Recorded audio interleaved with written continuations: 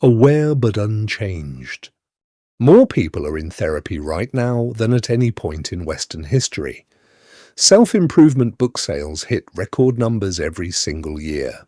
And behavioral researchers keep reporting the same finding they reported 30 years ago. Insight into a pattern predicts almost nothing about whether that pattern actually changes. This isn't a video about people who don't know what's wrong. It's about people who know exactly what's wrong, who can describe it in precise detail, trace it back to where it started, explain it to a friend over coffee, and watch it happen again anyway, the following week, in the exact same shape. Awareness was supposed to be the hard part. It isn't. In the next 8 minutes, you'll see the 4 mechanisms that keep understanding separate from change, and the 3 redirections that actually close the gap. Picture this. You finish a hard conversation with yourself, in therapy, in a journal, in the shower at midnight, and you finally name it. I do this because I learned early that needing something made me a burden. The sentence lands. Something in your chest loosens. You feel, for a moment, genuinely lighter. Now that I see it, it'll be different. Naming it was the hard part. The rest will follow on its own. It won't, not automatically. What you're experiencing has a name: the insight trap. It's the belief that identifying a pattern is functionally equivalent to changing it, that clarity and transformation are the same event, just separated by a little time. Psychologists Prochaska and Di Clemente mapped behavior change into distinct stages: pre-contemplation, contemplation, preparation, action, maintenance. Insight lives in contemplation. And contemplation is not a waiting room before action. It's a stage people can occupy for years because contemplation itself is rewarding. The relief, the clarity, the sense of finally understanding yourself in a way that action isn't guaranteed to be, at least not right away. Understanding a mechanism and interrupting it are 2 different skills. Mistaking one for the other is the first thing that keeps aware people unchanged. Here's a situation you'll recognize immediately. Someone asks you for something you don't have the capacity to give. You know, clearly, intellectually, that the healthy response is no. You've read about boundaries. You've said the word boundaries out loud in a session, and you say yes anyway, already resenting it before the sentence is finished. This isn't really me.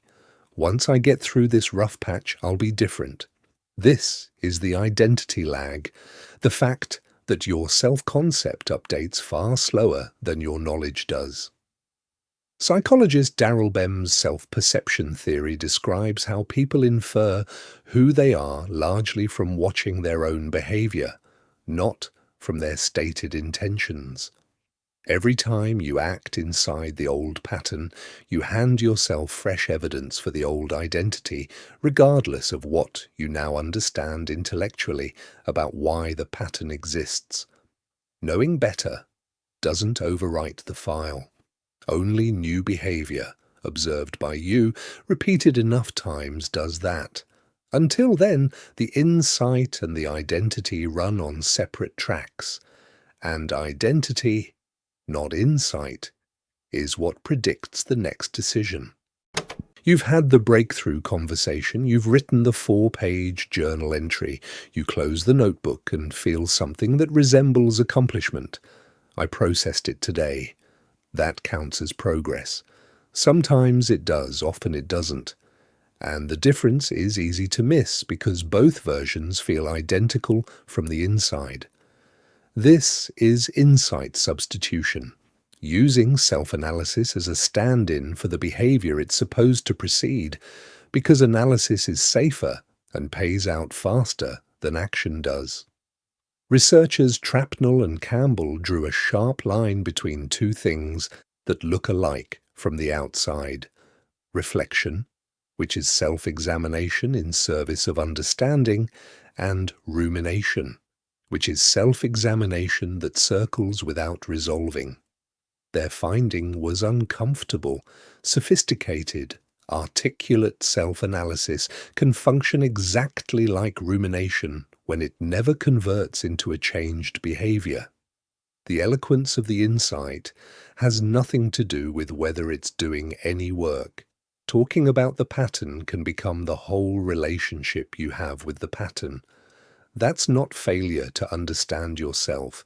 It's a very well-disguised way of never leaving the chair. You decide, clearly and sincerely, that this week will be different. Same apartment, same phone on the nightstand, same friend group, same late night group chat, same kitchen with the same snacks, in the same cabinet. You just intend to behave differently inside all of it. I just need more willpower this time. By Wednesday, you're back to exactly where you started, and it feels like a personal failure. It's usually not. It's the environment override. The situation you're standing in predicts your behavior more reliably than the intention sitting in your head. Psychologist Kurt Lewin formalized this a century ago with a simple equation. Behavior is a function of the person and the environment. Awareness changes the person. It does nothing by itself to the environment. And in that contest, the environment usually wins, quietly, without you noticing exactly when it happened. 3 redirections in order of how fast they compound. First, change one environmental variable before you attempt the internal one. Move the phone out of the bedroom before you try to fix your sleep discipline. Swap the trigger. Don't fight it with willpower. Second, act on the smallest possible version of an insight within 24 hours of having it, not the full plan, the smallest testable piece. This interrupts contemplation before it can loop into another round of itself.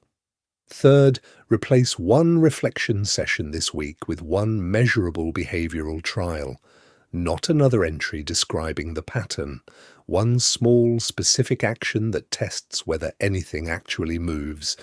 Just one of the 3, the smallest possible version of it, not another sentence about yourself, an action.